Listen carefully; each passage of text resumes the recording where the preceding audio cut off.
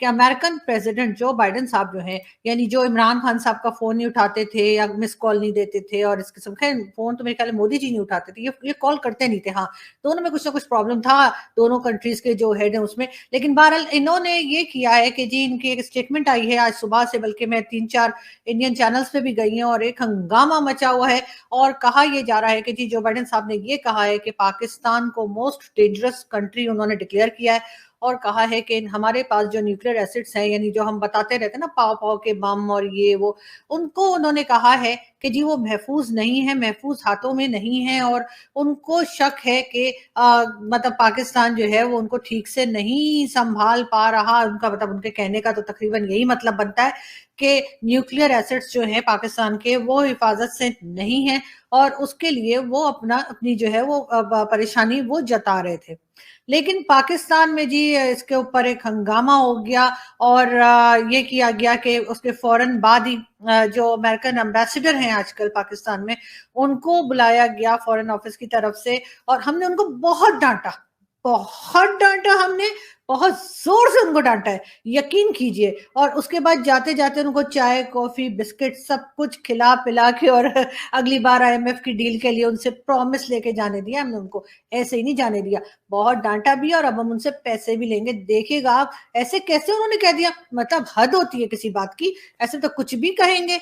यानी कि हुआ ये कि मैं आपको बताऊँ, हमारे जो प्राइम मिनिस्टर रहे हैं, ज़ुल्फ़िकार अली भुट्टो साहब, ये उनका कहना था कि जी पाकिस्तान जो है वो घास खा लेंगे पाकिस्तानी, लेकिन एटम बम बनाएँगे और आज अल्हम्दुलिल्लाह हम लोग घास ही खा रहे हैं। बल्कि अब तो घास के लिए भी ज़मीन नहीं रही क्योंकि जो फ्लड आया उसके बाद घास के लिए भी मुश्किल हो रही है। लेकिन ख़ैर भुट्टो साहब का कहना था कि पाकिस्तान घास खा लेगा, लेकिन पाकिस्तानी मतलब पाकिस्तानी घास खा लेंगे, लेकिन एटम बम बनाएँगे। बहरहाल हमने एटम बम बना लिया। अब एटम बम बना तो लिया, लेकिन उसके बाद जो लोग ये समझ रहे हैं कि आज कोई अमेरिकन प्रेसिडेंट ने कोई नया शोशा छोड़ दिया है, कोई नई बात कर दी है, तो मेरे ख्याल से ऐसा नहीं है। क्योंकि जब से पाकिस्तान ने एटम बम बनाया है और न्यूक्लियर एसेट्स पाकिस्तान के पास आए हैं, तब से ही ये शक व शुबा हमेशा से कहा जा रहा है, ना सिर्फ ये कि अमेरिका की तरफ से, बल्कि और कई कंट्रीज़ की तरफ से भी कि पाकिस्तान के पास ये न्यूक्लियर एसिड जो है ये हिफाज़त से नहीं है।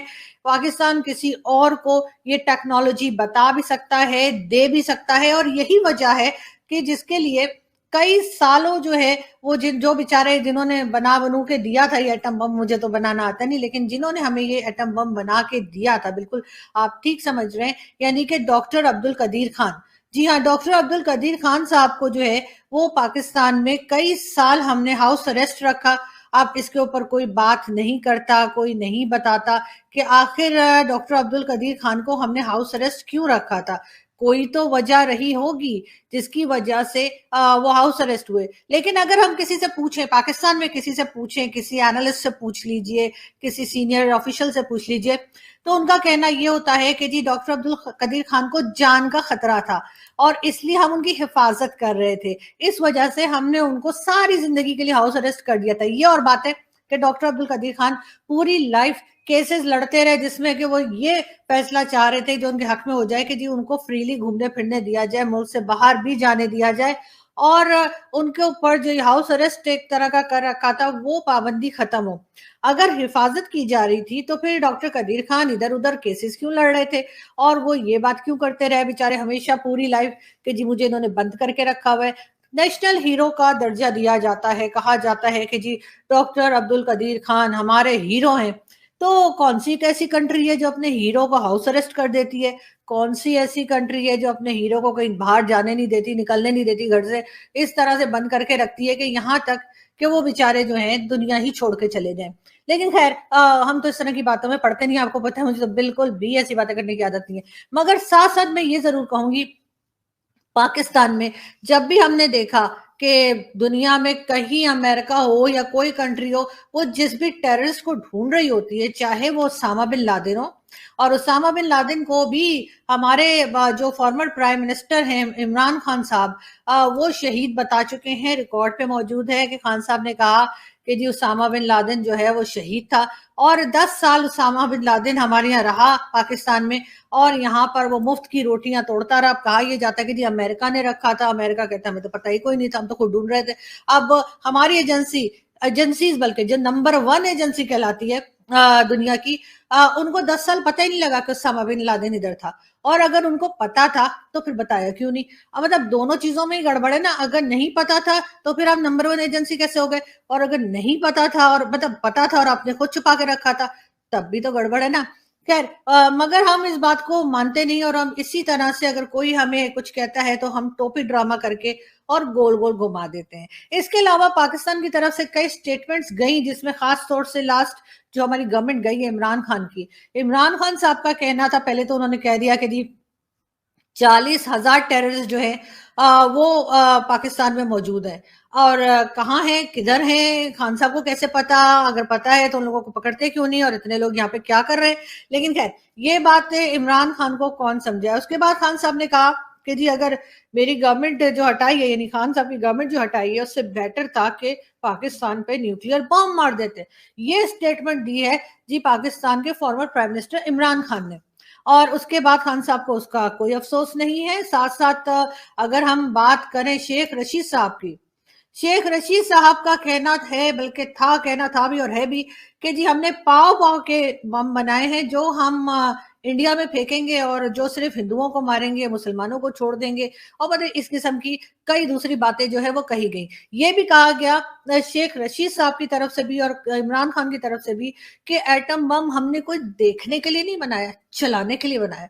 तो बिल्कुल जब इस किस्म की बातें होंगी तो फिर यही होगा। साथ साथ ये भी कहा गया कि जी कोई एग्रीमेंट साइन हुआ था जिसपे कहा गया था कि पहले जो है वो हम पहल नहीं करेंगे, यानी कि एटम बम को अगर चलाने की नौबत आई तो उसपे इंडिया ने तो साइन कर दिया था, हमने कहा नहीं हम तो साइन नहीं करेंगे। इसी किस्म की चीजें चलती चलती जब आगे बढ़ी तो जाहिर है कि अमेरिका को भी फिक्र थी, और वो हमेशा शुरू से ही कहते रहे हैं, चाहे वो अमेरिका हो या कोई भी दूसरी कंट्री हो, उन्हें हमेशा से पाकिस्तान के न्यूक्लियर प्रोग्राम के ऊपर एक शक और शुबा रहा है। अब जाहिर है जहां पर आप इस तरह के अनमोल रतन रखेंगे, जैसे कि सैयद सलाहुद्दीन, हाफिज सईद, जिसके आगे आप खामखा साहब लगा देते हैं, उसके साथ साथ मसूद अजहर और दाऊद इब्राहिम, अब इस किस्म के लोगों को अगर आप अपने घर में रखेंगे, अपने कंट्री में रखेंगे, प्रोटेक्शन भी देंगे, उनको साहब भी बोलेंगे, हर तरह के उनका ख्याल करेंगे, और जब आपसे पूछा जाएगा तो कहेंगे वो कौन, हम तो जानते ही नहीं। उसके बाद एफएटीएफ की ग्रे लिस्ट, एफएटीएफ की ग्रे लिस्ट में हमें भारत ने डाल दिया है। बिल्कुल जी, हो सकता है भारत ने वहां पे कहा हो कि जी बिल्कुल ये पाकिस्तान को आप एफएटीएफ की ग्रे लिस्ट में कर दीजिए, मान लिया।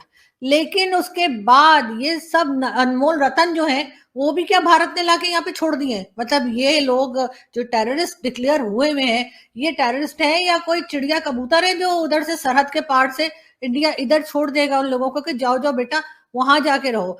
तो और तरह तरह की इन लोगों की भी स्टेटमेंट्स मौजूद हैं रिकॉर्ड के ऊपर, जिसमें हाफिज सईद बार बार कह रहा है कि हाँ मैं लड़के तैयार करता हूँ, जिहादी तैयार करता हूँ, कश्मीर में भेज देता हूँ।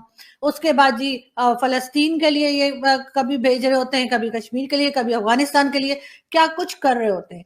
लेकिन अगर हम बात करें, इनके साथ अगर बात की जाए कि जी 71 की वॉर की या किसी और जंग की जो हमने भारत के साथ लड़ी, और उसके बाद कहा यह गया कि जी कोई जंग भी जीती नहीं, तो एक साहब एक किसी टीवी शो में बैठे थे और कह रहे थे कि जी वो ये तो हम इसलिए नहीं, हमने हथियार इसलिए डाल दिए 71 में क्योंकि सामने जो थे वो भी मुसलमान थे और हम भी मुसलमान थे, तो इसलिए हमने हथियार डाल दिए।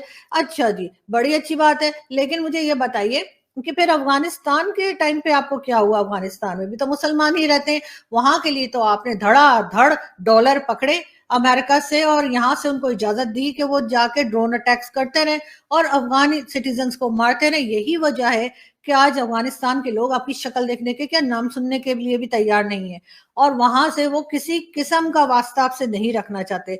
जय हिंद दोस्तों, स्वागत है आप सभी का हमारे चैनल पर। दोस्तों, अमेरिका पाकिस्तान के साथ लड़ाकू विमानों की डील करता था, लेकिन आज वही देश पाकिस्तान को दुनिया के लिए सबसे खतरनाक देश बता रहा है।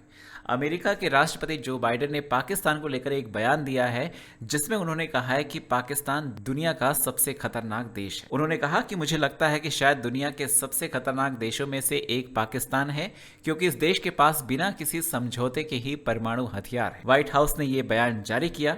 बाइडेन ने यह बात डेमोक्रेटिक कांग्रेस के अभियान समिति के स्वागत समारोह में कही। व्हाइट हाउस अमेरिकी राष्ट्रपति ने रूस यूक्रेन संघर्ष को लेकर भी टिप्पणी की और उन्होंने बताया कि इस संघर्ष से दुनिया बहुत प्रभावित हुई है और इसके अलावा उन्होंने अन्य दूसरे देश के साथ वॉशिंगटन के संबंधों के बारे में भी बात करी है। इसके अलावा वेस्टर्न कंट्रीज ने भी पाकिस्तान के परमाणु हथियारों की सुरक्षा को लेकर हमेशा से चिंता जताई है और उनकी चिंता यह है कि पाकिस्तान के परमाणु हथियार आतंकवादियों या जिहादियों के हाथ में जा सकते हैं। अब जब से ये खबर आई है तब से पूरे पाकिस्तान में हड़कंप मच गया है कि कहां अभी बाजवा साहब अमेरिका के कदमों में जाकर गिरे थे, गिड़गिड़ाए थे और जैसे ही वो वापस आए तो अमेरिका ने ये बयान दे दिया। पूरे पाकिस्तानी सर पर हाथ रखकर बैठे हुए हैं कि आखिर हमारे साथ ऐसा क्यों होता है। अब जाहिर सी बात है, आतंकवादी पैदा करोगे तो ये तो होना ही होना है। और पाकिस्तानियों के बारे में ऐसी कहावत है कि कोई ऐसा सगा नहीं जिसे इन्होंने ठगा नहीं। अब जिसको ये अपना मानते हैं उसको ठगते भी हैं। अमेरिका भी कौन सा इनका सगा है ये तो इनको भी पता है और इसीलिए ऐसे बयानों पर कम से कम पाकिस्तानियों को हैरान नहीं होना चाहिए। वीडियो को लाइक करें, शेयर करें और चैनल पर अगर नए हैं तो चैनल को सब्सक्राइब जरूर करें।